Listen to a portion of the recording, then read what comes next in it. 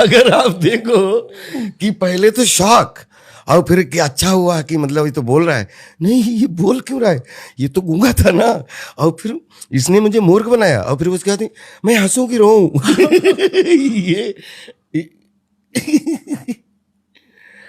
ये जो इमोशन है ना जी, इसका इतना लोगों ने यूज किया है, लेकिन मेरे जीवन का ये ऐसा ये स्पेशली इतनी सारी फिल्में जितनी भी हो गई, जी, 150 हो गई, 200 हो गई, जो भी, लेकिन ये अकेला एक्सप्रेशन ऐसा है जिसमें मुझसे प्रियन जी ने कहा था कि जब पहली बार ये पता लगे कि शाहिद कुछ बोले और शाहिद ने कुछ बोला है, तो ना ये बेचारा फिशरमैन है, तो ये इतना बड़ा तो समझदार है नहीं, तो ये थोड़ी देर के लिए भूल जाए कि शॉक लगा, धोखे से हंसी आ गई, हंसी लगा गलत है, गुस्सा करूं, फिर कंफ्यूज हो गया कि इसमें गुस्सा करूं या हंसूं। तो 4 एक्सप्रेशन 1 2 3 4, हाँ तो वो मैंने अकेले में एक्सप्रेशन कई बार किया, लेकिन इसको दोबारा रिपीट नहीं कर पाया, क्योंकि वो 1 2 3 4, तो उसमें पहले में शॉक, और फिर ये लगे कि इसको याद नहीं रहा और इसको हंसी आ गई, या इसको नहीं हंसी ठीक नहीं है, इमोशन कुछ और है, तो जो खुद इमोशन देने में कंफ्यूज हो जाए, वो 4 एक्सप्रेशन चाहिए। और वो खैर पहले टेक में हो गए थे, और टचवुड फिर मैंने अकेले में कई बार ये करने की कोशिश की, लेकिन मुझसे हुए नहीं फिर बाद में। तो फिर टेक कैसे हुआ? टेक तो हो गया था, क्योंकि तैयारी इतनी अच्छी थी, वही तैयारी कि आप देखो इसमें 4 इमोशन हैं। ठीक है, और शो है नेक्स्ट वन अभी?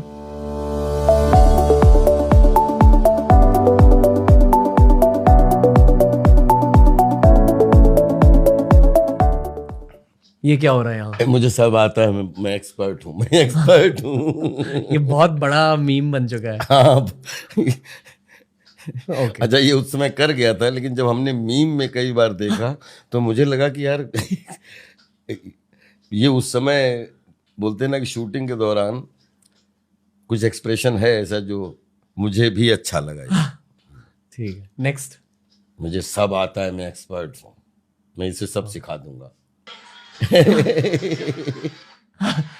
आपके दिमाग में क्या चल रहा था सर, ये बॉडी लैंग्वेज जनरेट करने के लिए? हाँ, की लड़की अगर पहलवान है तो ये उठा के पटकेगी भी तो कोई समस्या नहीं है।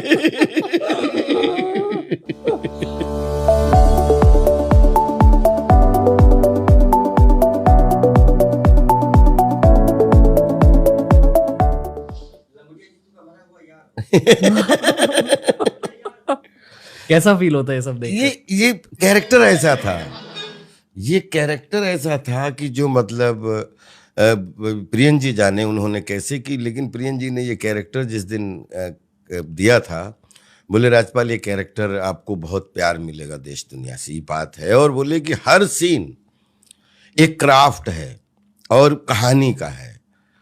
तो आई थिंक वो धीरे से जो प्रियन जी ने कैरी करवाया।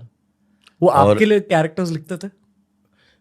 बोले उनकी फिल्मों का जो एंटरटेनिंग फिल्में उन्होंने बनाई हैं, तो वो उनके परेश जी हों या राजपाल हों या अक्षय जी हों या सुनील अन्ना हों या मनोज जोशी हों या और भी बहुत सारे जितने भी एक्टर, असरानी जी से लेके, तो वो प्रॉपर उनके दिमाग में पूरा क्राफ्ट हर कैरेक्टर को लेके होता था, सब एक्टर को लेके। और इसमें प्रियन जी का ही ज़्यादा धमाल है ये।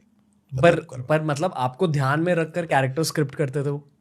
आई एम श्योर उनके एक सेट ऑफ एक्टर्स होते थे। आई थिंक वो पहले कहानी एंटरटेनिंग चुनते थे, चाहे मालामाल वीकली हो, चाहे ढोल हो, चाहे वो चुप चुप के हो, चाहे हंगामा हो जी, और उसके अकॉर्डिंग फिर मतलब फिल्म के किस किस कोने पे कौन सा एक्टर कहाँ फिट होता है। तो कभी किसी फिल्म में किसी बड़े एक्टर के 6 सीन और किसी फिल्म में 36 सीन, तो मतलब लेकिन वो कहानी के किस कोने में फिट है, ये प्रियन जी हमेशा ध्यान रखते थे। ये केमिस्ट्री सर। आप दोनों के बीच एनर्जी क्या थी? ये हमारा एक्चुअली इस तरीके का ही रिश्ता है, मतलब एक दूसरे को, क्योंकि बहुत प्यारी रिलेशनशिप है इस तरीके, क्योंकि कुछ एक दूसरे से एफर्टलेस जो भी सीन जीते हैं जी और जितने जिए, तो हमेशा एफर्टलेस, कोई बीच में ये भूल जाते हैं 2 एक्टर काम कर रहे हैं, हमेशा लगा कि 2 दोस्त या 2 मतलब कला के स्टूडेंट्स और कुछ अच्छा करने की कोशिश कर रहे हैं, तो वो कई सारी फिल्मों में अलग अलग वो केमिस्ट्री निकल के भी आई है हमारी। उन्हें कभी दुखी देखा आपने? मैंने अक्षय कुमार को कभी दुखी नहीं देखा, मतलब शायद में दुख है ही नहीं, ऐसा मुझे लगता है। नहीं, गंभीर रहते हैं, गंभीर तो देखा, और हंसी मजाक भी करते हुए देखा, लेकिन मुझे लगता है कि एक्टर दुखी लगने से दुख निकलना नहीं है, और हंसने से जो है वो फायदा ही फायदा है। तो मैंने दुखी तो नहीं देखा, क्योंकि मैं खुद दुखी दिखाने की कोशिश से बचता हूँ, और सेट पे क्या दुख, जो कर्म है उसको बेहतरीन तरीके से जिए हंसते खेलते हुए, वो ज्यादा इम्पोर्टेंट है।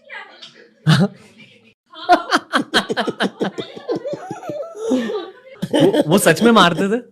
नहीं, मारते नहीं थे। सेफेस्ट, मतलब आज तक जितनी मैंने एक्शन की है, मतलब ही इज द सेफेस्ट गाय, मतलब कभी भी एक अक्षय भाई, सुनील भाई, ये सब लोग जिन लोगों से काम किया, तो हमेशा एक्शन में कभी मतलब हमेशा चोट से हमेशा बचे, और हमेशा ज्यादातर सब कॉमिक एक्शन ही फिल्में की हैं ज्यादातर, देखा सबके क्लाइमेक्स, सब कहीं कोई लटका है, कहीं कोई, लेकिन टच वुड। मेरी आपकी favourite performance for me is वक्त। हाँ, अरे वो एक अलग, कम लोग बात करते हैं जी जी।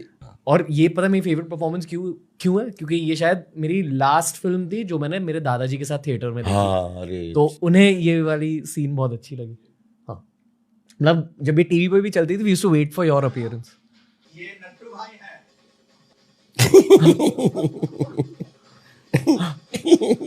यहाँ ना जैसे मतलब आपकी क्यूटनेस फैल जाती है स्क्रीन पर, क्यूटनेस और ह्यूमिलिटी, इसलिए लोग आपको चाहते थे। इसमें एक सीन है जी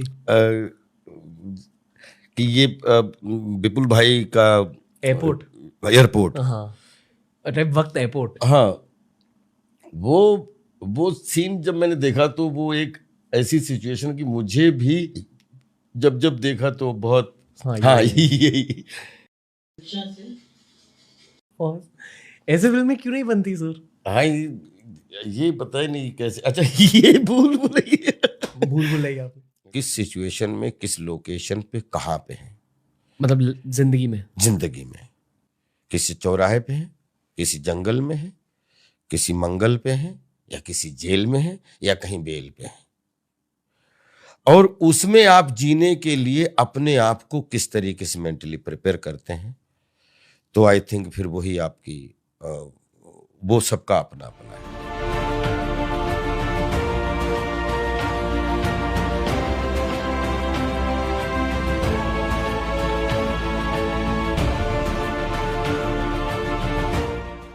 मुझे अब वो सब कारणों के ऊपर डिस्कशन करना अभी इसलिए थोड़ा जल्दबाजी समझता हूं, लेकिन मुझे वहां पे मैंने वर्कशॉप की थी, और उसमें जो लोग नए लड़के मिलते थे, और जिनसे हमने कभी नहीं पूछा कि तुम कैसे यहाँ हो, क्योंकि ये मुझे नहीं मालूम कि आप, लेकिन हम यहाँ पे अगर हैं तो इस पल को हम बेस्ट कैसे जी लें, तो उसके लिए हमने प्रॉपर थिएटर वर्कशॉप, और वो जो मिलते थे जो कला कल्चर में थोड़ा भी इंटरेस्ट रखते थे या जिन्होंने किया नहीं, तो उनके साथ हमने परमिशन लेके प्रॉपर हम वर्कशॉप वगैरह सब करते थे, और उन पलों को क्रिएटिव तरीके से जीने की कोशिश करते थे, पॉजिटिव रहते थे, सबसे जो भी मिला उससे रिस्पेक्ट से बात की, और मुझे लग रहा है कि कोशिश की कि